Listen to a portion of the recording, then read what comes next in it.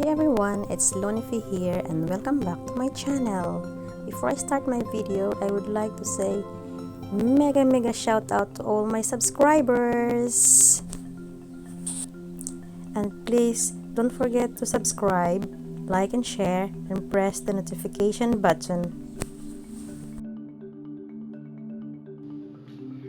Ayan guys, ito na naman ako, magluluto na naman ako ng beef curry.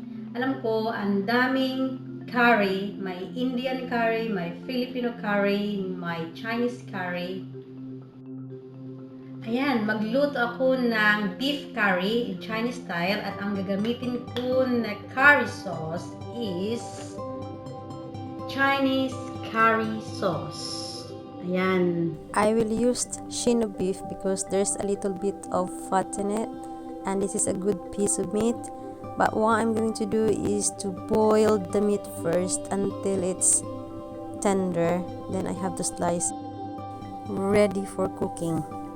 For the ingredients, I've got shin of beef. Ayan, it's already boiled. Potato. Itong potato ko is already boiled as well. Leftover ko to kagabi, pero I have to use this because I don't want to waste it. Carrots. Green peas. Onions. And of course, our Chinese curry paste. Garlic. I have salt in here. I will use XO chicken cubes because it's low fat. I have beef stock that come from the boiled beef earlier, so I will use it for water. And of course, I'm using olive oil.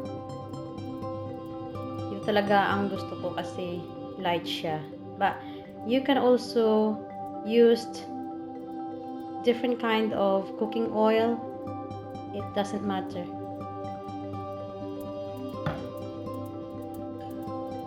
Boil your beef first before you cooked it, and then use the beef stock for water.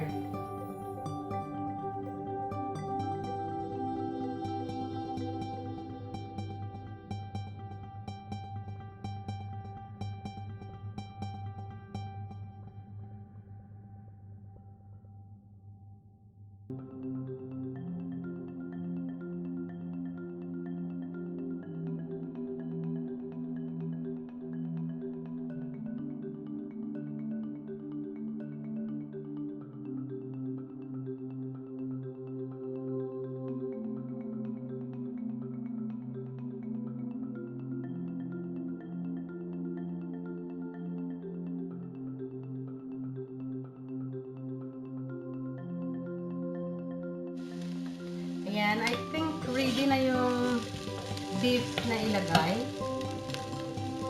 Sunod natin ilagay is beef. Ayan. We'll just fry it.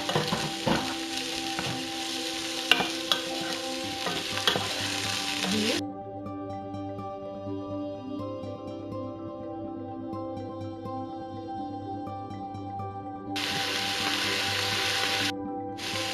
Next is carrots.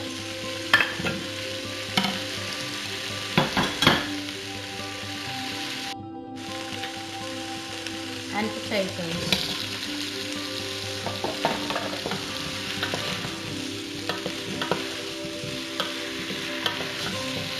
Ayan. Now I'm going to put the beef stock.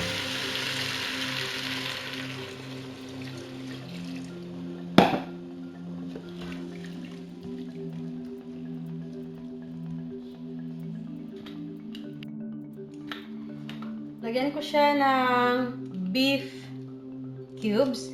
Kanina yung sinabi ko is chicken cubes, but I found one of the beef cubes here. It's the same. It's XO. I used XO because it's low fat and it's good as well. So try this, guys. It's very good. So I put 1 cubes in there. Takpan lang natin. We have to cover it and boil it for about, shall we say, 10 minutes, and we're going to check it again. I'm sharing these recipes, guys, because super dali lang siya talaga lutuin. Hindi siya mahirap. Tsaka, mahanap mo lang talaga yung mga ingredients sa supermarket. Yung parang hindi ka na naghihirap pa. Yung maghanap ka lang ng ganito. Ito, mahanap mo lang siya talaga sa supermarket. Kaya, ang bilis. Magluto ka lang ng meat, lagyan mo ng ganito, at saka mga vegetables.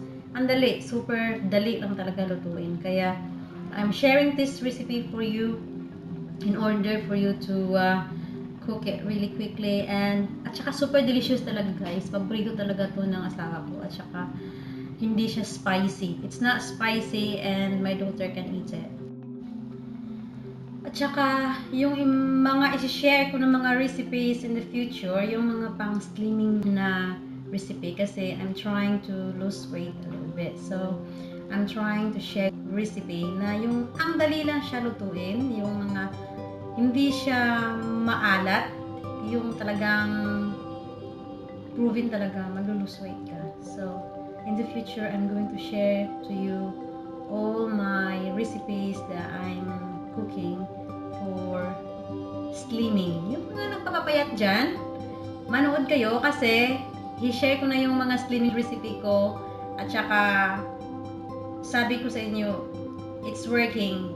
Kasi mataba na mataba ako dati. At saka ginamit ko to yung mga recipe. It's working talaga, guys. So stay tuned lang sa channel ko, at isi-share ko sa inyo yung mga recipe na alam ko, para at least sabay-sabay tayong magpapapaya. So ayan, okay na siya. Lagyan ko na siya ng curry paste. Ayan, curry paste. Ilagay lang yan. Mga 2 tablespoon lang yan. It's 2 tablespoon. Ilagay natin. Tsaka, pwede mo na siyang tunawin. Pero, ayan, kasi pinakita ko sa inyo, dito ko na siya tunawin. It will melted it inside the boiling water. Oh, ayan. Tutunaw lang yan.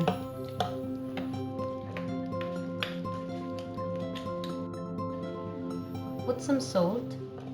Siguro mga half a teaspoon. Kasi the curry paste has already had a flavor in it. So don't put too much salt kasi it's gonna be salty. Yan. Now you can put your green peas. Ayan, green peas. You can use any vegetable that you like in a curry, but this is what I chose. Yung green peas kasi you can get frozen peas. It's absolutely fine. Just don't cover it so that hindi siya magtubig. Just leave it open like that. If you have spring onion, guys, you can put spring onions, but this is optional. Kung gusto mo lang lagyan, it's nice. Kung hindi, okay din lang. It's alright if there is none. But for me, I have to put spring onions. Ayan. The sauce has been thickened. So, shall we try it? Tikman na natin kung ano ang lasa. Shall we try the taste? Or shall we taste it?